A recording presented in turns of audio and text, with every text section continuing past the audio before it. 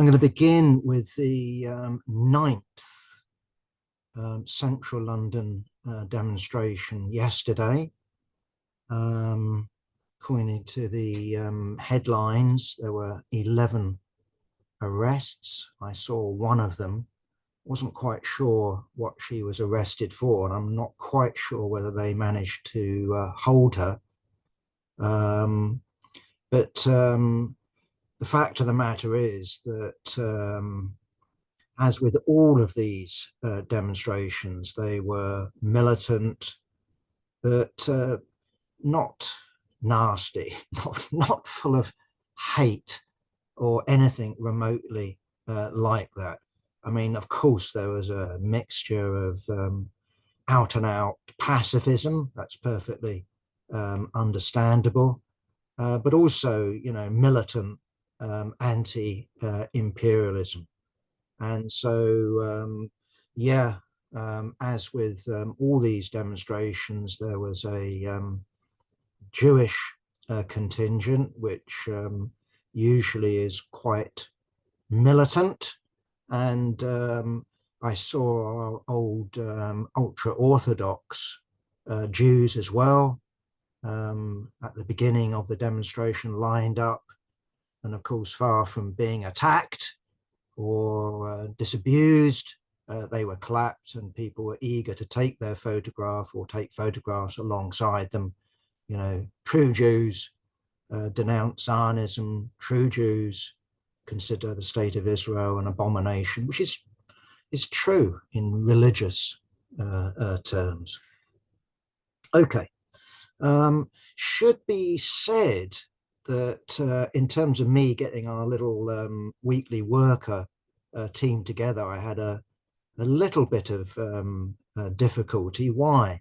Because first of all, other than the organisers advertising the demonstration to be in central London, there were no details coming through until not quite the very end, but nonetheless, things were left fine. My guess, I didn't actually ask anybody, but my guess on this one is that they were in negotiations with the Metropolitan Police. And on this particular occasion, when I did read where we were meant to be rallying, which was Marble Arch and Hyde Park, Speaker's Corner, that we had two different times. So on Stop the War site, it said 12:30. On the Palestine Solidarity Campaign, it said 12. And then when I arrived, I was told by comrades, it's now going to start at 1:30. And the reason why it's starting at 1:30 is along the route going from Hyde Park down Kensington High Street towards the Israeli embassy. They would never get to the Israeli embassy, of course. There was a synagogue, either directly on the route or off the route. And because there was some service going on there, the march was delayed. Well, this is an absurdity, as I've already indicated, hence my introductory remarks about the Jewish bloc and the ultra-Orthodox anti-Zionist Jews. No synagogue would have been attacked. It's a complete nonsense, but it's another excuse to clamp down on people's right to protest. So, if you recall, we had Suella Braverman and her hate march and calling for the Met Police to ban it. They said, we can't unless there's certainty of, or near certainty of serious public disorder. We've had all sorts of restrictions placed on people, what they can shout, what they can give out. So if you happen to have a pamphlet that combined the swastika with the Star of David, you could be arrested for that. If you have an image of paragliders, you can be arrested. If you shout out anything that can be interpreted as pro-Hamas, you can be stopped. I think, for example, on the previous demonstration, the Socialist Workers Student Society, they had their banner intercepted and taken away by the police before they gave it back because it said victory to the resistance.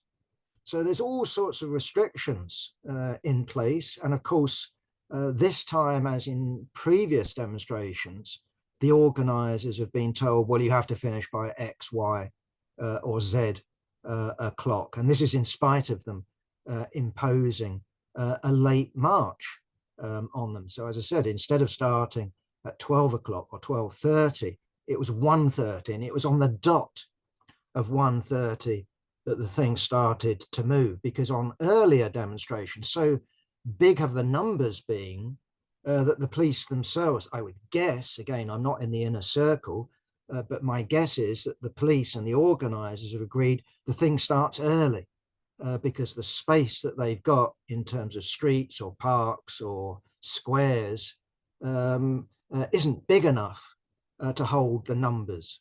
And this time, although the police gave, well, another risible number, they said 30,000 with 1,000, I think, 800 or something like that police on duty. It's just absurd that the ratio of demonstrators to police would be that.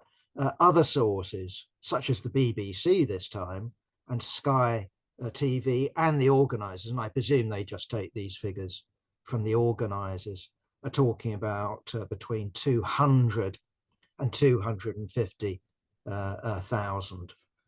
So it was a big demonstration. It was, roughly speaking, I didn't time it, but it was roughly the same sort of size as the previous demonstration.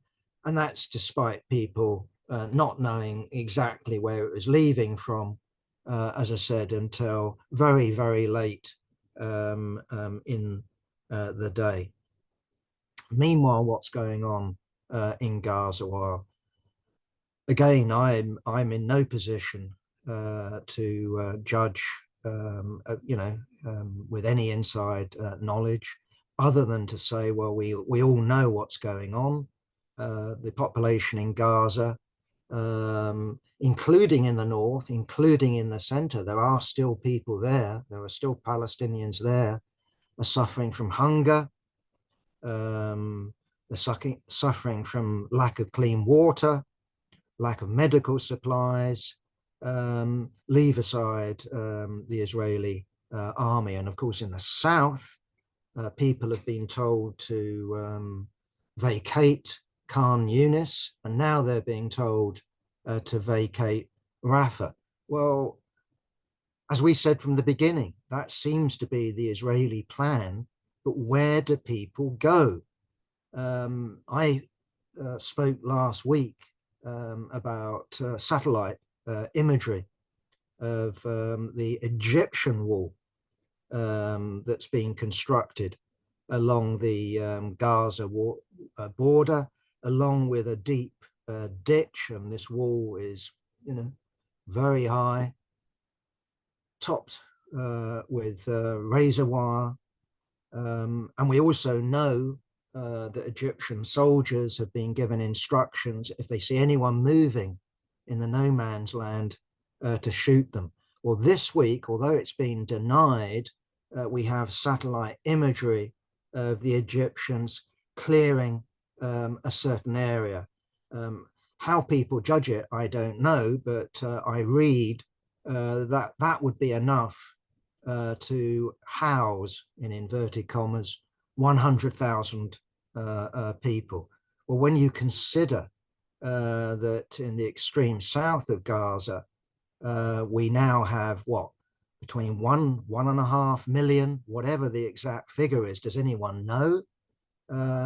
That's a tiny percentage. So as I say, although the Egyptians deny it, that they're planning either to open, the border, or turning a blind eye as Israel, removes sections of this border wall. I don't know. Either way, from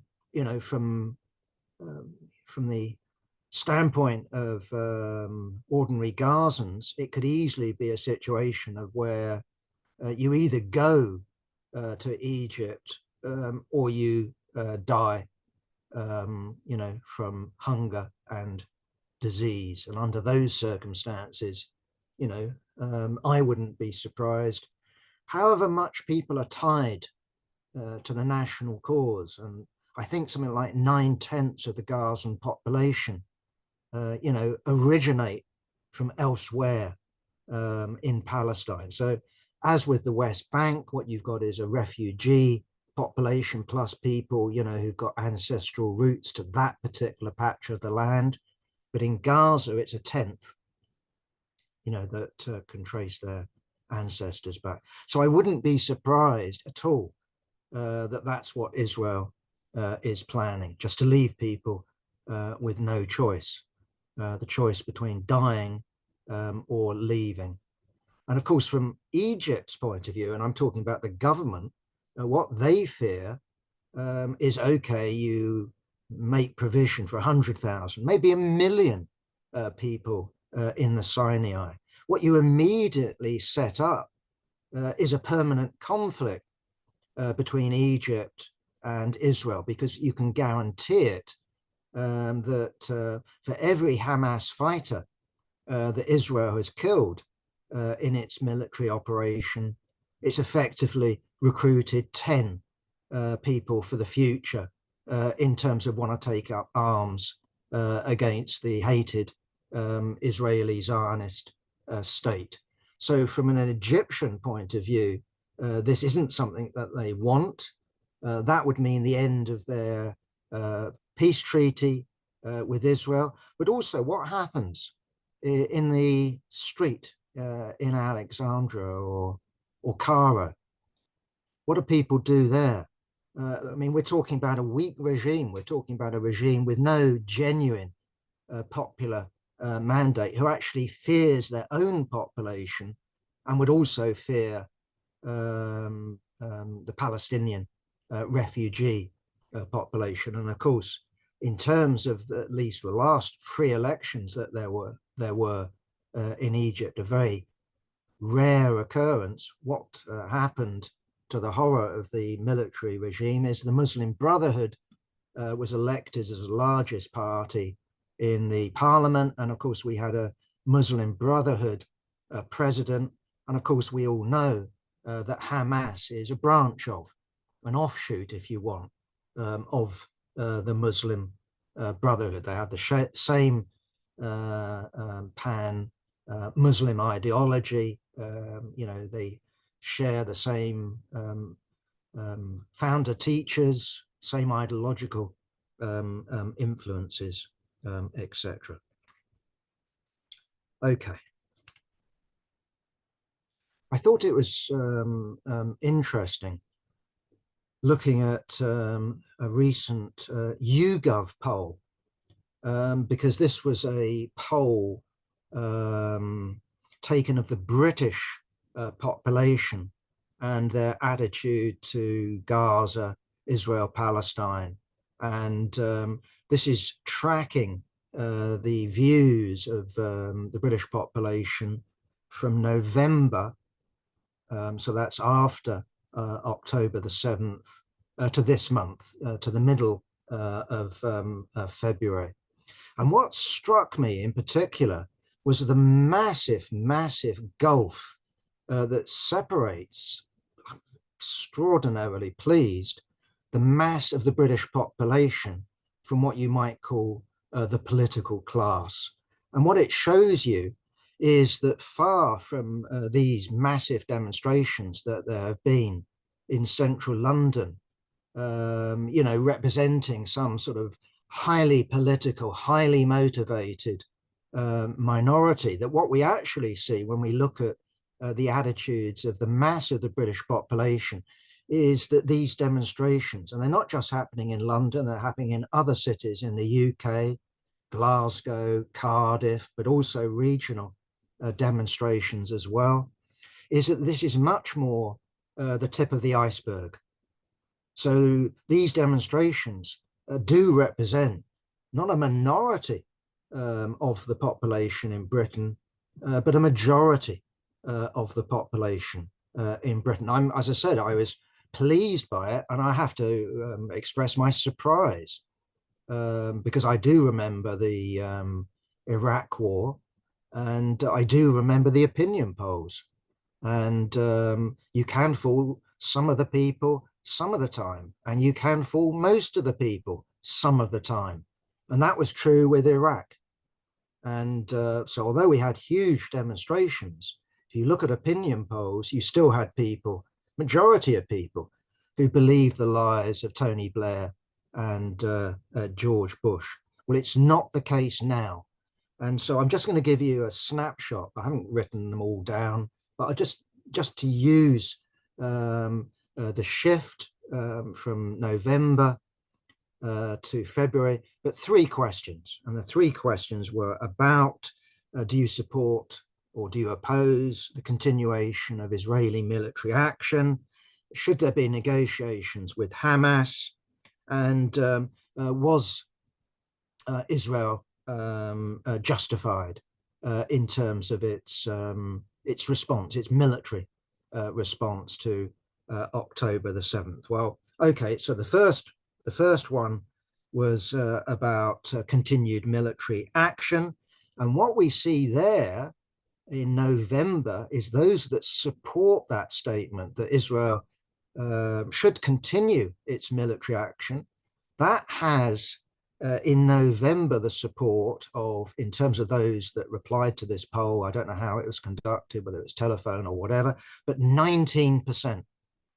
So in November, 19% said, yes, Israel should continue. So I presume this is hunt Hamas down until they're finished, something along those lines. Now in February, that's down to 13%. Those that disagree, that was 59% in November, up to 66%. So those that are calling for ceasefire now, something that is opposed by Keir Starmer, something that's opposed by Rishi Sunak and the so-called political class, 66% of the British population oppose that. 66% of the population go along with the main slogan of Stop the War Coalition, Muslim Association of Britain, Palestine Solidarity Campaign, CND, and all the rest of it. Okay, negotiate with Hamas. Well, you can't negotiate with Hamas, says our British political class, because, as they say, with every single BBC mention of Hamas on the news, it's designated a terrorist organization by many countries, including the United Kingdom. Well, in terms of should you negotiate, November, 61% of the British population was saying negotiate. Now that's gone up to 66%. Those that oppose that, 16% in November, down to 11% in February. Last one, much more ambiguous. Was Israel justified? No, said 44% of the population, so a minority. But remember, if you take these figures, we've still got the don't knows, right? But anyway, 44% said no, it wasn't, and that's basically remained unchanged. In February, it's gone up to 45%. 29% thought that Israel was justified in November last year. 24% say it's justified, was justified, not is, was justified. So looking back at October the 7th, obviously with a mass of propaganda and this image of Hamas coming out of nowhere, just attacking Israeli civilians and kidnapping people and all the rest of it, it didn't fool most of the people most of the time. It only fooled some of the people some of the time. Okay. Meanwhile, we've had interesting vote in Scotland. I didn't expect it. I'm not up in Scotland, obviously, but this is the Labour Party conference in Scotland that unanimously passed a resolution. I mean, I have listened to the resolution. I haven't gone and looked it up, and I'm sure I'd have all sorts of problems with the resolution. Nonetheless, they did pass a resolution that called for a ceasefire now, something that's been specifically opposed, of course, by the British government in the UN, and specifically opposed by Keir Starmer, who uses the Weasley formulation of what he wants is a permanent ceasefire. So he's got to oppose a temporary ceasefire. Carry on killing people. We'll support American arms supplies. We'll participate in arms supplies as well. We'll cut off UN, relief agency and all the rest of it. But no, a unanimous resolution in Scotland. So that's significant because this is in the midst, after all, of the continuation of the anti-Zionism equals anti-Semitism witch hunt, where even allies of Keir Starmer have found themselves in the firing line and have found themselves deselected. So we've had two prospective parliamentary candidates, one actual on the ballot paper for the 29th Rochdale by-election.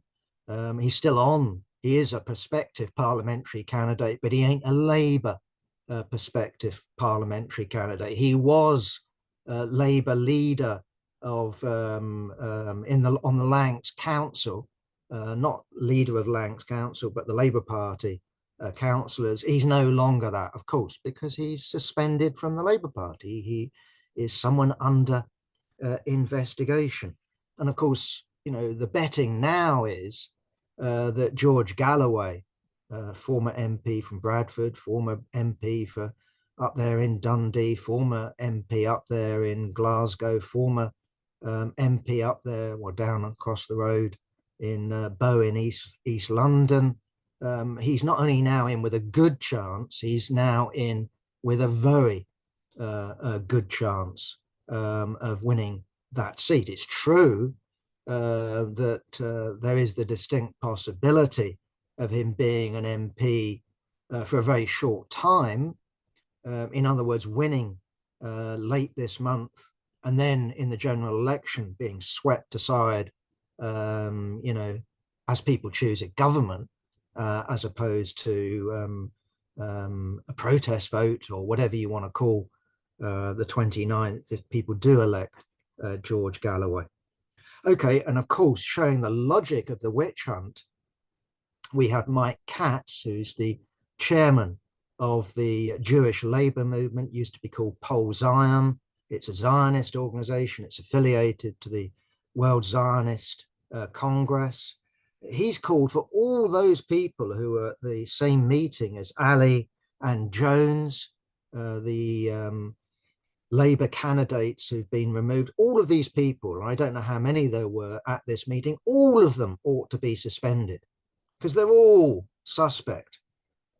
I find this remarkable. I mean, I was asking a comrade, and I didn't know the exact answer, and I'm still not sure. I haven't looked it up, but I was told, and I trust the answer, that the reason McCarthyism came to an end was because it went so far that it was going into the armed forces and was looking at generals, was looking at colonels, was getting in to the core of the American state. And when you get people like Mike Katz calling for, even if there's no suspicion, there's no recording of someone saying something, there's the sort of implication of guilt. Well, you were in the same room. What about Keir Starmer then? I mean, not only did he sit next to Jeremy Corbyn in the shadow cabinet for years, he's also been on Palestinian Solidarity Campaign platforms, local meetings down there in St Pancras and Holloway. What did he say when he got up on those platforms with a big Palestinian flag? I'm a Zionist and I support Israel. No, of course not. He came out with some bloody formulation around his solidarity with the Palestinians, with his hopes to see a Palestinian state, and how unjustified and how barbaric the treatment of the Palestinian people have been. And I have to ask myself, and I do ask myself, how comes in the election when we had Ed Miliband, remember him? And the press, at least the right-wing press, pillared him. You know, he couldn't eat a sandwich properly. But what they called him is Red Ed. Well, the only thing red about Ed was his father, Ralph Miliband, who wrote a reasonably good book, well, a pretty good book, in fact, called Parliamentary Socialism, as well as other such books. So his father was a red. Was Ed a red? Well, no, it's absurd. Of course he wasn't a red. He wasn't a socialist. He was a bourgeois. Of course he was. And so what about Sakir? Well, Sakir not only has got a history of being in the shadow cabinet with Jeremy Corbyn and speaking on pro-Palestinian platforms, he's got a Trotskyist background, and he's got the best Trotskyist platform you could want if you're the Daily Mail or the Sun or the Telegraph. And that is, of course, he was a member of something called Socialist Alternatives that most people wouldn't know anything about. But this organization was what they call a Pabloite organization. And what it specialized in throughout the world, this was the plan of Pablo, is that you infiltrate social democratic parties, you infiltrate official communist parties, you keep your head down, you act the chameleon while you're in it, you gain positions of influence, and then you emerge and you take people with you as events move to the left. So if we're talking about dishonesty, if we're talking about people being read and having, well, he's lying, isn't he? As he would. I change my mind in whenever the date happens to be. Sakir is your ideal candidate, but clearly the establishment, are looking to keep or to restore the Labour Party as a safe second 11, or perhaps as the replacement for the Tories and Rishi Sunak. Maybe that will all change come the general election campaign, and we'll hear all this nonsense. I don't know, but it is significant, surely, that we haven't heard anything remotely like that. All we've had when it comes to Sakir is either praise for him or criticism that the Labour Party remains the same and he ought to be purging more and more and more people, but no criticism of him in terms of his origins or history, even recent history. Just a very quick comment. I was reading Socialist Work, and not just any article, but a We Think article, so presumably by Charlie Kimber, the editor of Socialist Worker and Team Socialist Worker. And it was saying that people in Britain face a choice between an disintegrating political centre or the rise of fascism. And it was painting a picture of basically Britain in a revolutionary situation. And its answer, which is pathetic, is more demonstrations of the sort that we saw yesterday, 200,000, 250,000, but combine that, they were saying, with the sort of strikes that we saw last year around the health service, teaching, lawyers, you name it. And somehow that's the answer to what's going on. But of course, is the centre collapsing? Well, certainly when it comes to Rochdale, Sir Keir's had a pretty bloody horrible time. That's certainly true. And seeing George Galloway return to Parliament will not be a happy day as far as the Labour front bench is concerned. But also what we had on Thursday, surely, is a picture of what will happen, or something like what will happen, if opinion polls are to be believed in a general election. In other words, two pretty stunning Labour Party wins. Wellingborough, Labour Party, compared with 2019, admittedly not a good year, but up 19.5%. This is percentage of those that voted, by the way, not of the total electorate, but up nearly 20%. Tories down nearly 40%. So they were down 37.6%. And a lot of that went to Reform, who got 13% of the poll. Lib Dems were nowhere, 3.1%, and the Greens were nowhere again, 0.1%. And I'm not going to bother with the others. There were no left-wing candidates, or no candidate that was on the left that you can really locate in any serious sense. And then we have Kingswood, Labour Party plus 11.5%, Tories down 21.3%, Reform, first time candidate, 10.4%, Greens 3.4%, and that's it. So the idea of the political centre collapsing and the Labour Party being part of that collapse, I think, is Charlie Kimber and the SWP trying to keep its activists excited and back out onto the streets in a couple of weeks' time, when there'll be another, I'm sure, mass demonstration in solidarity with Gaza and the Palestinian people. But crucially,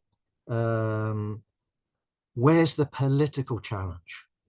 Where's the political challenge to this political class that's clearly, when it comes to Gaza, when it comes to Palestine, completely separate from the mass of the British population? That's our problem. And if you look at the potential challenges, well, clearly George Galloway is George Galloway, but his Workers' Party is full of non-entities. And I'm not saying that rudely. You cannot replicate George Galloway, in 650 constituencies come a general election. His Workers' Party, what sort of a project is it? Very strange political party with a program written by Harpal Brar and his son and daughter, full of praise of the Soviet Union and Cuba and China, but also combining that with a background of lending their vote, lending their support to Nigel Farage and the Brexit party. So it's a sort of, well, I know it's no surprise to anyone here. It combines Stalinism. Stalinism is a form of nationalism, but it's usually a form, of left-wing nationalism. So what we had in the form of the Workers' Party wasn't left-wing nationalism.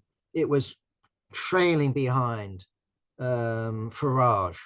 That doesn't make, as some have alleged, the so-called Alliance for Workers' Liberty, doesn't make George Galloway a right-wing politician. It makes him a very inconsistent left-wing politician. That's what George Galloway is. Anyway, you just look around what else there is. Tusk. No one's going for Tusk except the Spartacist League and, quite frankly, political dust. It's a non-goer. It wants a Labour Party Mark II, but on the left, it's basically looked at as a spew project, as a project of Hannah Sell, invented by her predecessor, Peter Taff and Clive Heemskirk, as their alternative to the which had potential, the Socialist Alliance of yore. Either way, it doesn't seem to have any legs, and that's our problem. We don't live in a pre-revolutionary situation. We're not in a revolutionary situation, but we urgently need a viable political alternative. And from our angle, the project isn't a Labour Party Mark II. The problem with that is there's still the Labour Party Mark I. Whatever the nature of the Keir Starmer leadership, we still have the trade unions affiliated. If you look at these Tory seats, we're still going to have a situation come a general election. The mass of working class people identify with Labour. The mass of working class people will vote Labour. Okay, moving on. This week in the paper, we'll have an article marking and looking back at the Ukraine war, second anniversary of the so-called special military operation, January the 22nd. I think it needs to be emphasized that as well as it being the second anniversary, it's also the 10th anniversary. All wars are a continuation of peace. All wars are a continuation of war. And of course, what happened before the special military operation could be described as a war, could be described as a civil war. Because of course, what you had in 2014 was the Maidan revolution. I think it's much better described as the Maidan coup, a CIA operation where a legitimately elected, I don't think anyone disputes that, a president was overthrown by force. Yes, it's true they had a vote in parliament, but only 70% of the MPs were there. The rest were basically keeping their heads well down. Either way, what we then saw is an outburst of anti-Russian sentiment. Now, that's one thing when it's directed at a foreign country. It's not excusable, but it's sort of, well, okay. But of course, 20% or thereabouts of the Ukrainian population identify themselves as Russian, and a good percentage of the Ukrainian people, of course, would be bilingual, would dream in part in Ukrainian and dream in the other part in Russian. They have the same origin. Loads of, binational marriages and all the rest of it. But we had a wave of anti-Russian chauvinism, and of course, being threatened with a Ukrainian takeover of Crimea, which of course was given to the Soviet Republic of Ukraine by Khrushchev. Russia under Putin acted and annexed Crimea to much public acclaim back home. And of course we had, helped by Russia, but nonetheless, spontaneous rebellion in the south and in the east by Russian speaking Ukrainians. And I'm distinguishing between what I would call Ukrainians and Russian Ukrainians. So what has happened since? Basically, this town or that town has changed hands. But in general, what we've seen, in spite of the huge loss of people, is a war of attrition. And we've had the recent statements after the failure of the Ukrainian summer offensive, in spite of all the Challenger and Leopard 2 tanks. We've had that statement from what was the commander in chief of the Ukrainian forces, that what they've arrived at is a stalemate. That doesn't mean that it's an end to fighting. I've lost all my, nobody listens to me anymore. I can't blame them, Jerry, but if you could just mute yourself. This is me doing the political opening. and you're very welcome to come in the discussion. But it is really difficult if comrades are heckling. I don't mind heckling, but on a meeting like this, it's very difficult. I'm just going to also switch the light on because it's getting dark here and I need to see my notes. There we are. Okay.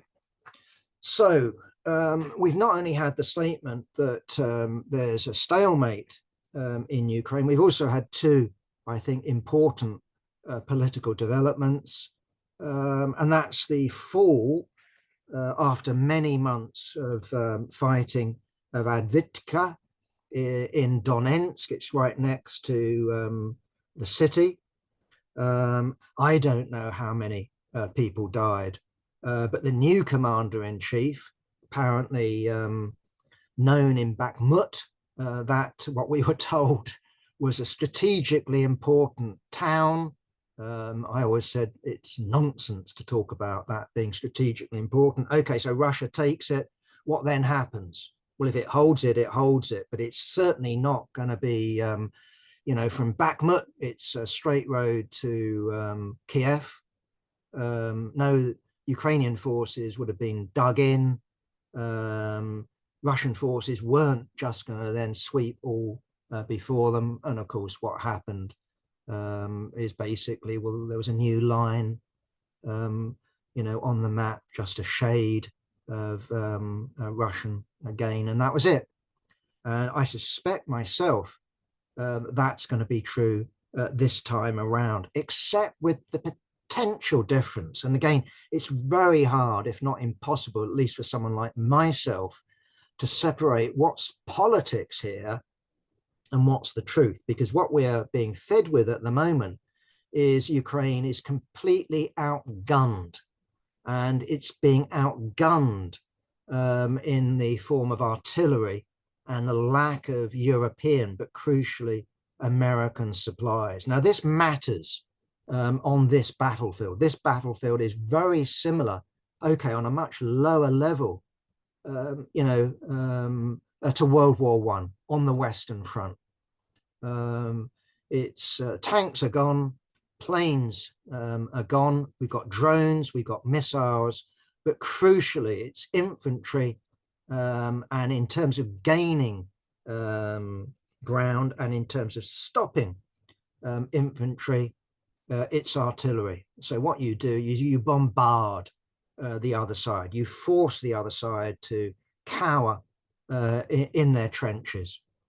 And what we're told, I don't know, obviously, but we're told that Russia, in terms of the shells that it fires and has available to it, has an advantage of 10-1.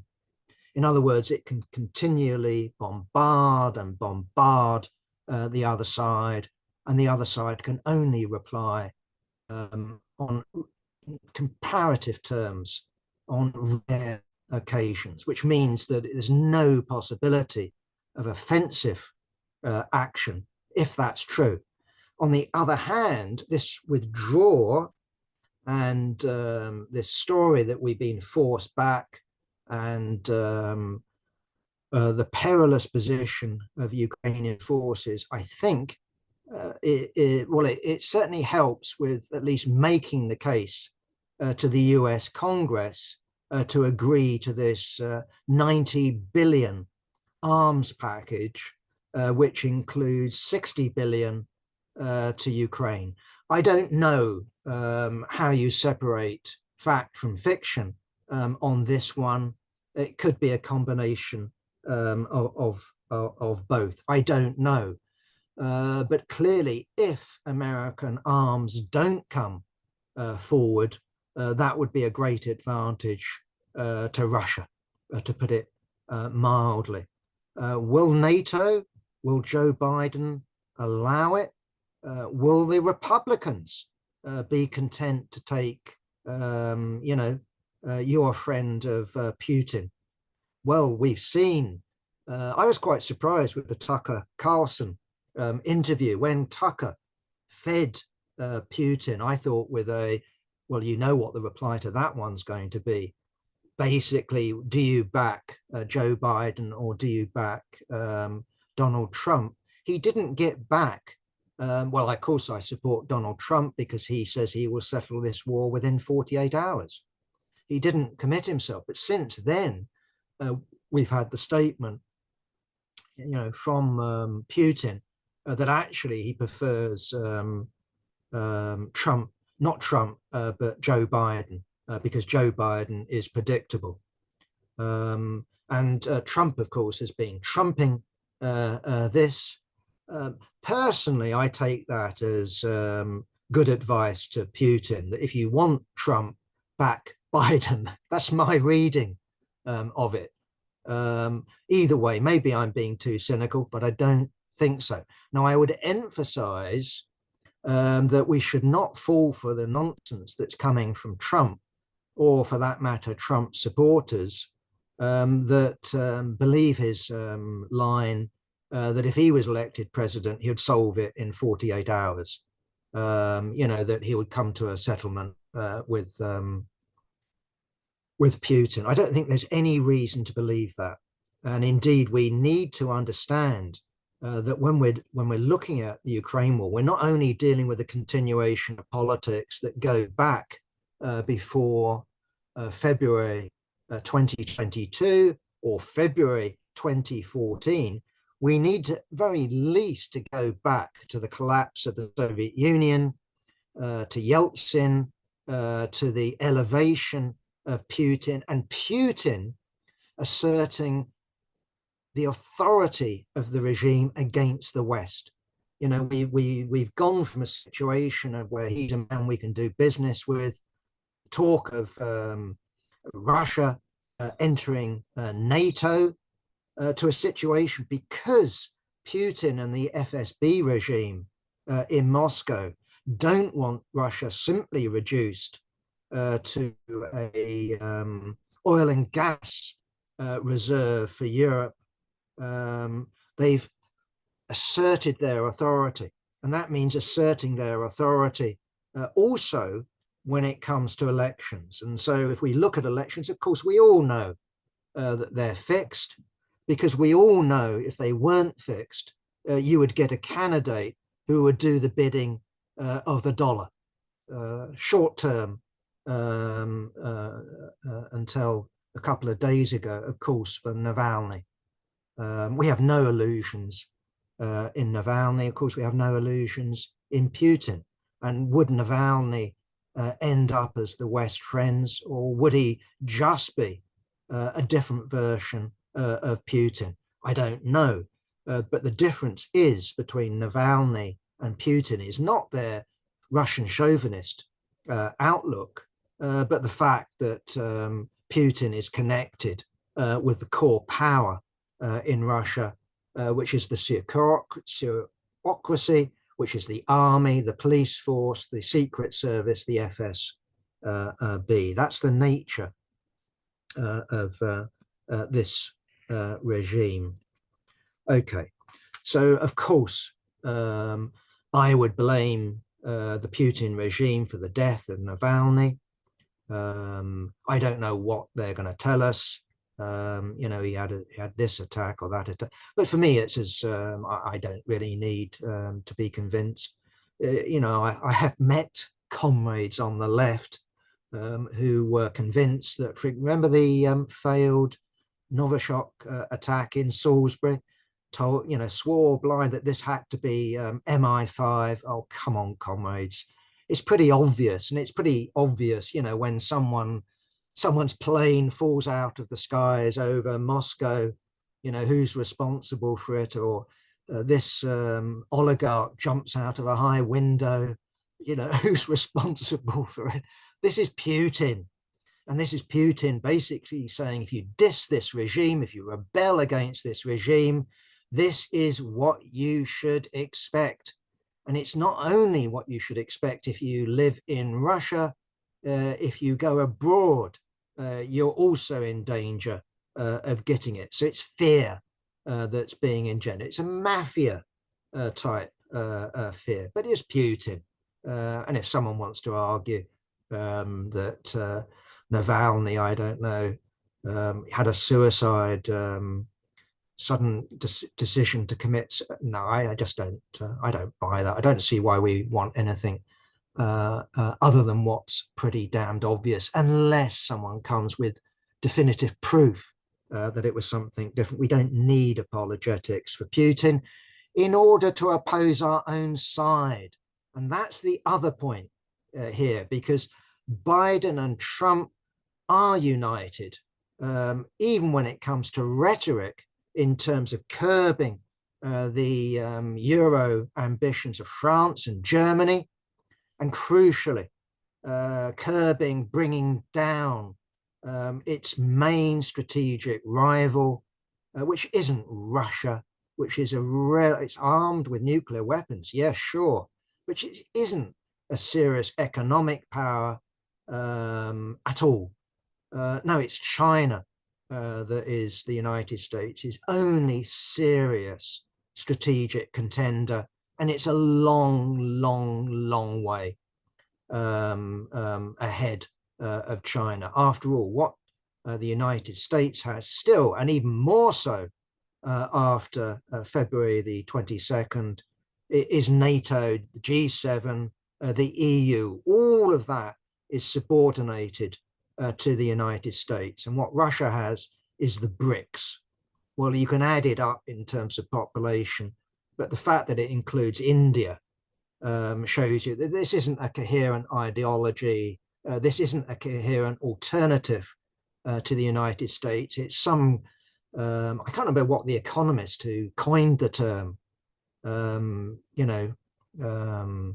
remember their name, but this is an arbitrary grouping that's since been added to, but that has no political coherence whatsoever. Meanwhile, in the United States, and I think we have to explain this.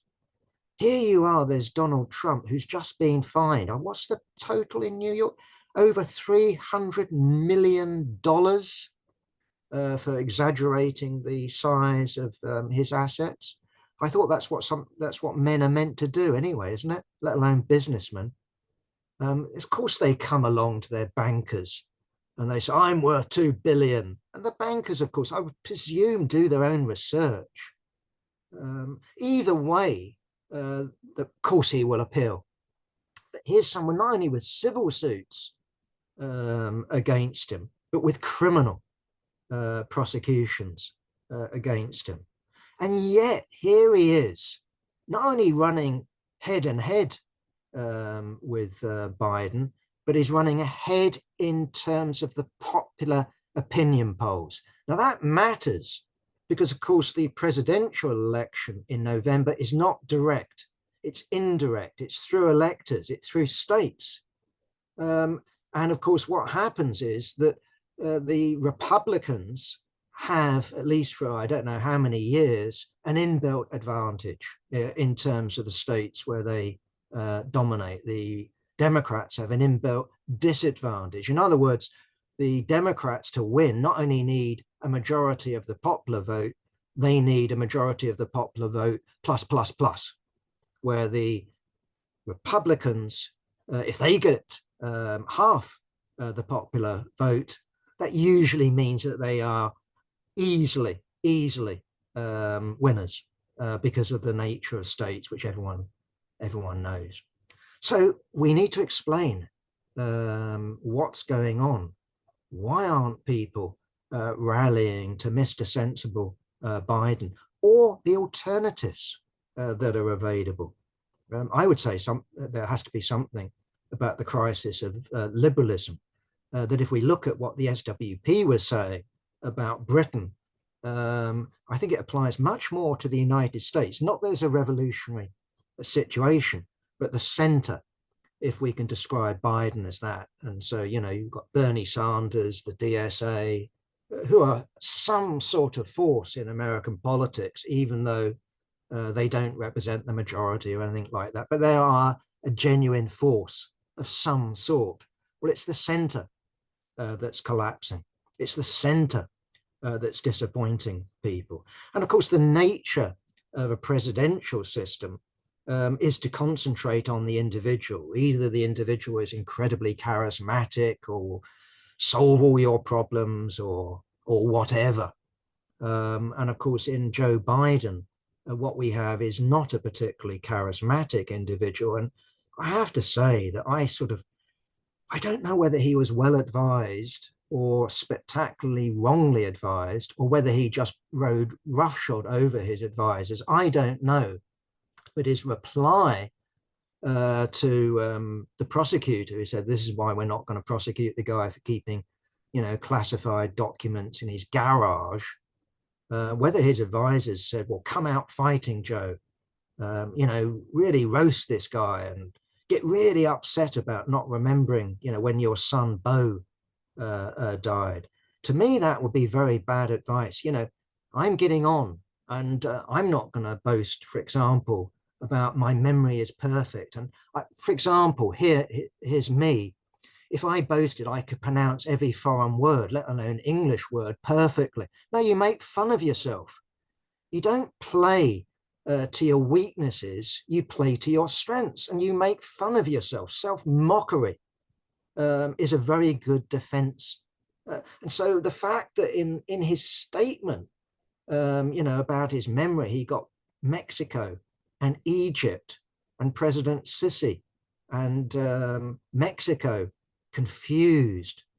Well, if you're angry, that's an embarrassment. If you're making fun of the fact that you do make fluffs, but basically you're part of a team, and I've got tons of experience. Yes, I've got a history going back ever since I was 20s. I used to make fluff ups.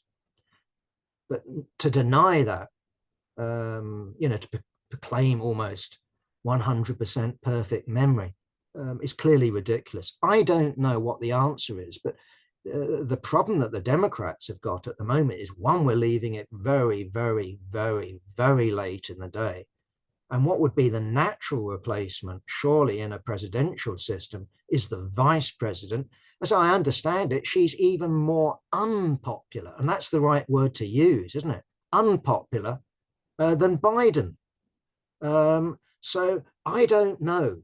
But this does lead me precisely not to the view that the SW editorial had, that it's that or the rise of fascism. Nonetheless, if we're going to play fast and loose with our language, which I don't like doing, but if we talked about an authoritarian right, if we talked about an additional Bonapartist, how should I put it, character to the United States, I would go along with that. And, Trump's statement, I'm not going to be a dictator except for day one. I take that seriously, except I don't just believe day one. And that's why at least I would speculate and warn that you could potentially get a move by the Democrats, the state core, who knows who, the army, high command, to overthrow democracy in order to save democracy. And what you then have is a situation of, both in Washington and in Moscow, you get regimes that have an eerie resemblance to them. Putin will be elected, I would guess, next month, and a regime that stops Trump winning, for example, by arresting the Supreme Court or whatever they do, would have something very similar to the FSB regime, the FSB army police regime in Moscow. I'm going to finish with that. Thank you, Gabby.